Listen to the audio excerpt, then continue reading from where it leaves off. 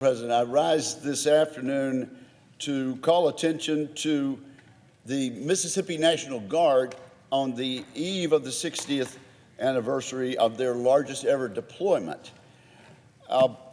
We've been fortunate since before Mississippi actually became a state to have a strong National Guard dating back actually to 1798.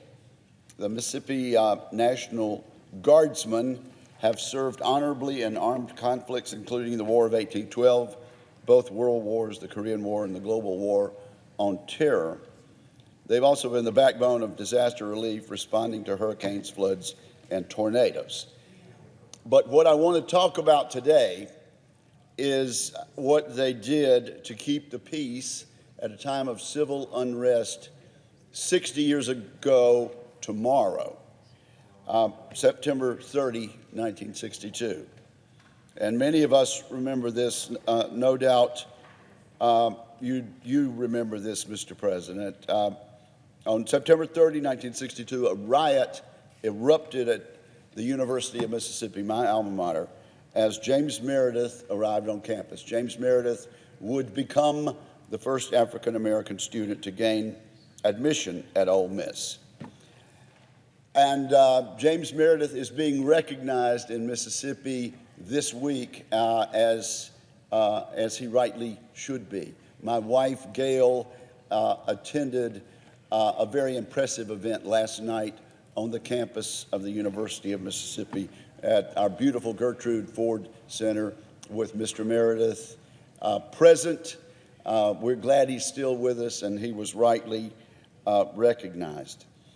Today, for the first time, we have an opportunity to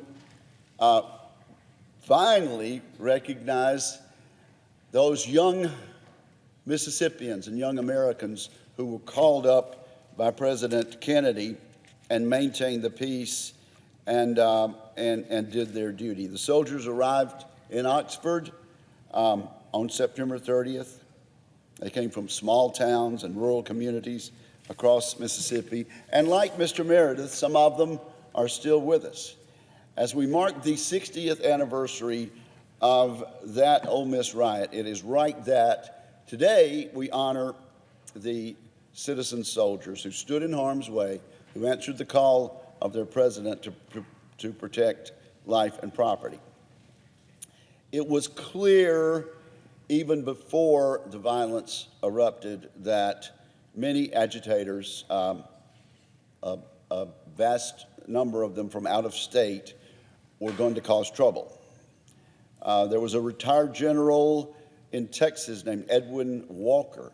He issued a radio call from Texas suggesting that 10,000 people from across the region descend on the Ole Miss campus.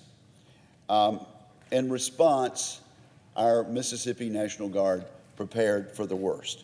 They responded to President Kennedy's call in the great tradition of our military dating back to the time of George Washington.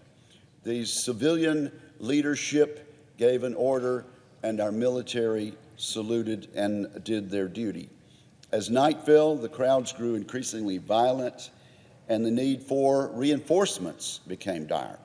At the command of Mississippi Brigadier General Charles Billingsley, the National Guard dispatched 2 battle groups from the 155th Infantry Regiment and 1 group from the 108th Armored Cavalry Regiment, a total of 3,086 men based out of Laurel, Amory, and Tupelo, Mississippi.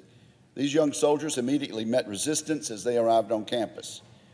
Rioters actually assaulted General Billingsley, along with his deputy, General John Corley, and his aide, Captain Harold Lyon, and set their vehicle on fire.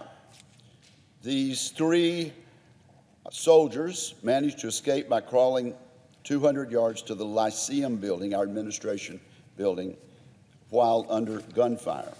Hours later, additional troops were called in from Pontotoc, Water Valley, to quell rioters who had surrounded the Lyceum. By morning, some 25,000 service members had arrived to restore order. Now, tragically, there were 2 fatalities during this 15-hour riot, but there could have been a lot more. Dozens more were wounded, including 40 of the soldiers. As a precaution, the National Guard troops were kept in place for several weeks, and by the end of their deployment, more than 30,000 soldiers had been mobilized.